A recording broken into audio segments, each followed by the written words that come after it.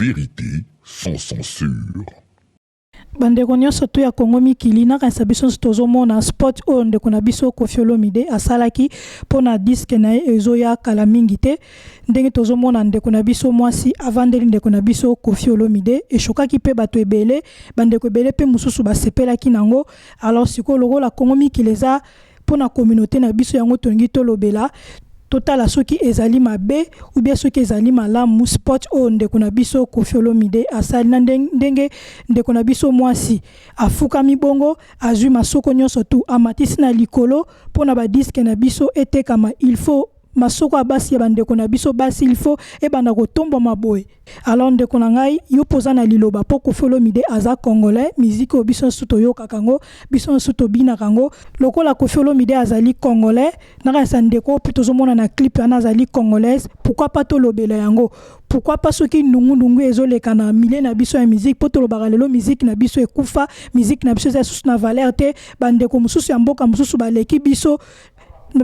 na top biso musique na biso ekiti. Alors ndeko na ngai yo pe soko zali pour ou contre makambo ndeko na biso asali na sport o soko sepeli nango ou bien sepeli sote alors okokuta commentaire na yo na se à part okolanda point de vue ya ndeko na biso nanti kala mingi te na point de vue na nga to pesa po na sport ya ndeko na biso Koffi Olomide.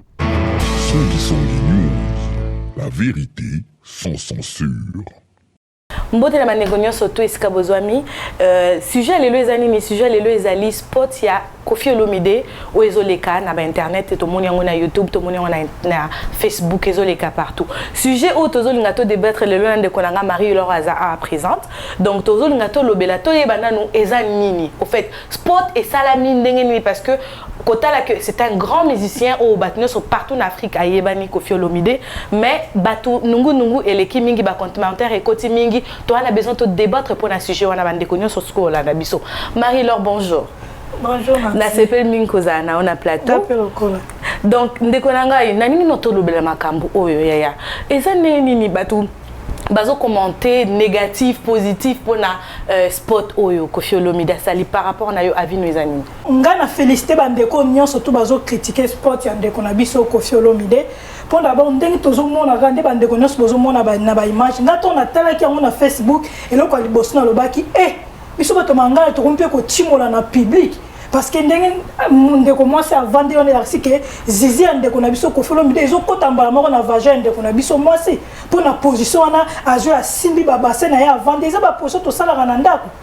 pour na ngai vraiment choquaki ngai tant que mwasi eza lokwa ndisi ko exploiter ndeko na biso mwana mwasi po na yebite tango abengaki ndeko na biso mwasi asala sport oyo est-ce que ayebisaki ye ke bakosala makambo ya boye ou bien ndeko na biso akosaki ye kaka na bambongo moko ya mike po aexploiter nzoto na ye pourquoi bombi elongi na ye so ezaki ke eza likambo ya soni te eza likambo ke ya biso eza fierté na biso babantu il fallait ndeko na biso abomba elongi te atia pena basuki na ye abongisa yango biso mpe tomona pena elongi na ye mpo na ngai vraiment point de vue na ngai naza vraiment choqué na baimage ya boye mpe en plus bandeko baza na nsima monene te siko ça bango lokwa ndeti mwa soni sikwa ndeti Koffi Olomide ye azovalorize kaka baso baza na nsima monene donc na ta ya moke libumu ekonda na se fongwa mambo donc baso baza na mabuma minene baza na nsima te donc bazala un peu gêné na baimage ya boye point de vue na ngai yango wana. Mais oui c'est vrai que eloko lobi eza na sens makasi mais eloko photo yeba parce que moni eloko eza na kata communauté na biso mokili s'est changé wana eza point de vue na ngai par rapport na ndenge na fani na koli na poto awa tozomona bandeko na biso ebele na pesa exemple te na comparer te ke biso toza ba bantu bango baza ba américain mais lelo soki omoni moto azaki na BlackBerry akala akomi na iPhone ça veut dire que mokili esali nini ezo changé bandeko na biso baotika na ba BlackBerry te abakoma na ba iPhone so Koffi Olomide aza musicien monene soki a décidé asala spot na ye pour attirer public mais c'est ce qu'il a fait parce que nombre de vues est belé nombre de vues au monde na parce que ndeko na biso asali yango regarde eza na basi oyo bazalaka alamuki na tongo nde tomona na États-Unis tomona na Canada ta na France baza wana basalaka musala na ye azaka comme modèle pour na poser na ba artiste ça ne veut pas dire que c'est une pute ça ne veut pas dire qu'aza mwana mabe tonini parce que na contrat na ndenge ba pesa ki na ndenge zo mona na awa elle était pas azaki obligée de la ça elongi na ye donc point de vue na nga par rapport na ngai aza artiste lokola R. Kelly lokola américaine sotozomona ba Beyoncé, c'est des gens qui exploitent le corps de la femme et on le sait bien que nous autres moi si na mikolo 2015 ezoteka. Donc on les a vu nanga par rapport nango. Donc si quand on perd la culture na biso qui bo bantu na biso pour na nini toujours changer ba iPhone masoko et tout le bien masoko na téléphone et kokanité. Alors masoko ya moi ça otika na mutakala ko la telambe kanga na chambre na moi si na pas que na publicité bo tout ça ba américain télé autoboss na yango na tout ça ba bantu. Voilà Nancy. Oui, nous sommes d'accord na yo Marie-Laure par rapport à point de vue. Na moni de yango wana bande ko no so ba Rolanda biso, c'est mieux bocha ba commentaire na bino parce que ndenge bo moni biso ngala grande sœur nanga a toza na désaccord par rapport il y a publicité ou étant donné que biso toza a tokoli atako to ba o baza na Afrique. Le lomo que c'est pas que tozo lo ba que échanger na ndinga ma beto na malamu. Quand on parle d'un artiste et un artiste moko très connu internationalement, Koffi Olomide c'est un très grand artiste. Sauf que ça les locaux na yeza pour à vendre parce que na ndenge tozo ta la paix musique na Congo c'est baissé, il y a vraiment plus le nombre de vues. Pour attirer l'attention, il doit vendre, il a pas le choix. So pour nanga avi nanga eza yango. Donc bande konyo soteska bozwama o boza la besoin ba commentaire na bino par rapport à ya spot o eleki bocha ba commentaire parce que ngana ndeko nanga tozo arriver na point yako zo accordé par rapport à ça. Donc pour moi mutaka la masoko mona na bien net na clip mususu ya Koffi Olomide na talaki masoko pena ya moi saison mona soko tie pena mutubo moi tout ya vaje zo mona siko makamba bongo ki bo bantu na biso eza ka pona nombre de vies ya photo sa culture na biso kaka pona nini ba nombre de vues na YouTube mata ou bien pona batu basomba disque mais non tozo kende wapi ndeko na Marie-Laure toza na toko continuer car na makamba Koffi Olomide on a une autre vidéo on a lingana auto ça débat parce que ezaka Koffi Olomide té quand on rentre dans le bantou on parle de toute l'Afrique en général donc la relakisa yo vidéo a mis balé auto tala o eza à peu près la même chose na Koffi Olomide comme ça on va débattre là-dessus. La vérité sans censure.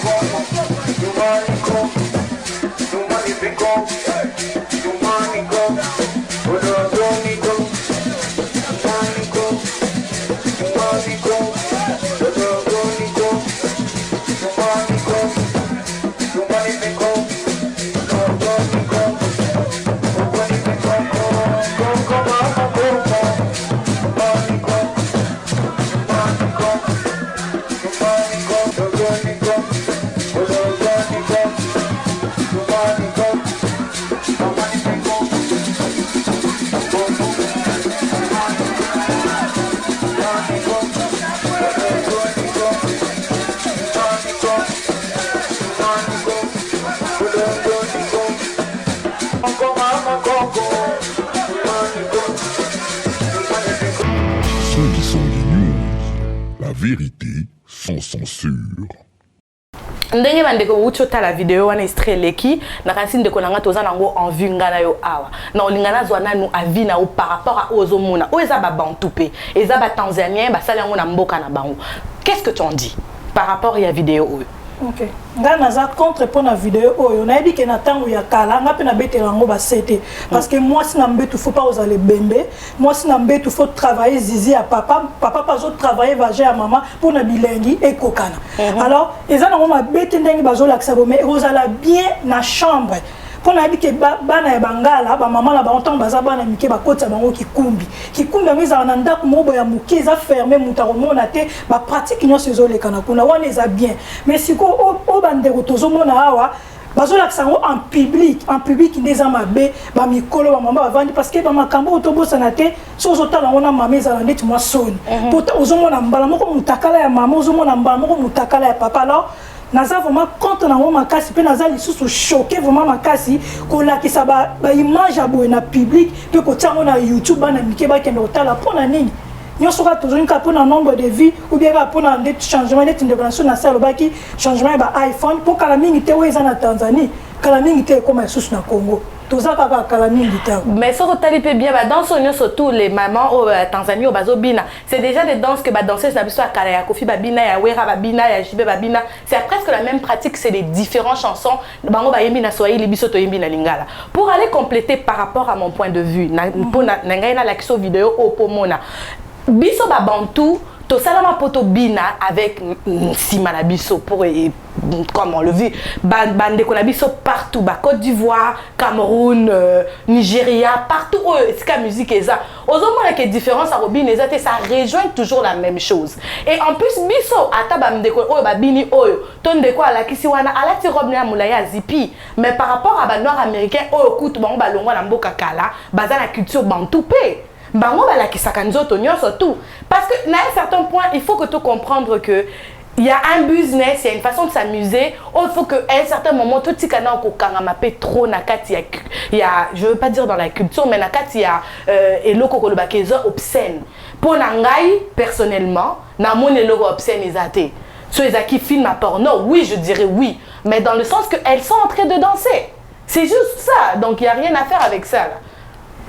Ba danseuse na biso ya ba Kofi na ba danseuse ba Wera na mona na ngai te na clip ba bini makambo ba zo bina ba bina ka ba ningisa na bango masoko mais pas na niveau o wana peneza na niveau bona ke ba zo ba lusana ko ba lusande pena to sala pena na chambre un d'abord na mona na ngatu moi songa na mona na yebite peut-être na ba commentaire bande ko komela ngai titre ya vidéo na kendo tala so ba danseuse na biso ya Congo ba bina ka tina na point o et donc ngai zo bangisa ngai kala mingi te to ko copier au moins ba bande ko na so ba danseuse ba ko ma ko bina tina niveau eza mabe pesa soni o eza culture na biso to baza ba tanzanien de bazo bina mais biso to za ba congolais to sala ba boy na chambre yo na mobali na yo mais pas na kati ya clip mabe o. Donc pour aussi ça par rapport à soulever point au choloba au moni fille o alati lambo ya pembe o azobina oyo so ko tali bien ko bina o abini libandeli so bazde ko bazongi sinda muna sima o mona que eza na concert na clip ya Wera sono asala na Linda o babina kango ya yo simekoli abina kala presque la même chose. Pareil. Là, je peux même te le mettre la vidéo au monde à ça pareil. Pour aller vraiment dire, na kasi bande konyo so la biso partout, ba o botala déjà vidéo na rosenga bino botala vidéo attentivement. Bo ke ne bozat vidéo o Linda avant tika qui danseuse bien sûr, abina et ceux qui tozongi sou bangala. Ozobosa na bangala na mboka tata to ki mimi a mongo tanga zo bina na ba quartier zo binsa na batanga, c'est presque la même danse. Pour aller dire que c'est une culture bantou. So pour Nangai, ça rejoint au même. Balata caleçon, mais au bas on a balati ba caleçon te. Na clip à Wera son. Fia balata que moi caleçon. Oh vous mais je vois et ça c'est caleçon. Non bande comme on dit bien que tozo ko s'accorder nan de kolanga pas dire até. Donc moi tu as commentaire na bino bo comment et ça va nini ba point de vue na biso parce que biso on est toujours en désaccord par rapport à moi je peux pas la convaincre, elle peut pas me convaincre. Donc to tika libo tu as message na bino ezaki bongo songi news.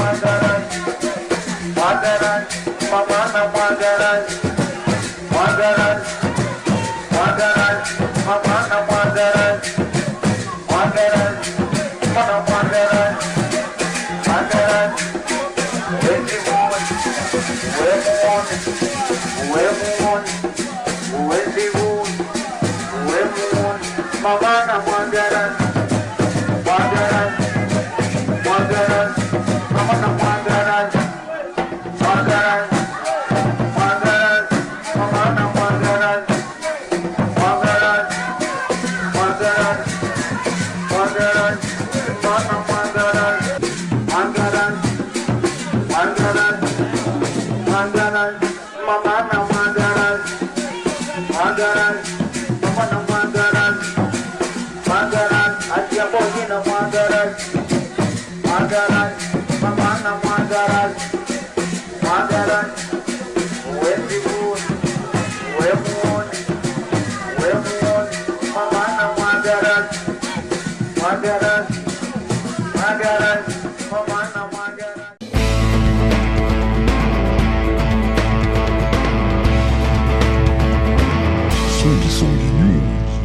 vérité sans censure.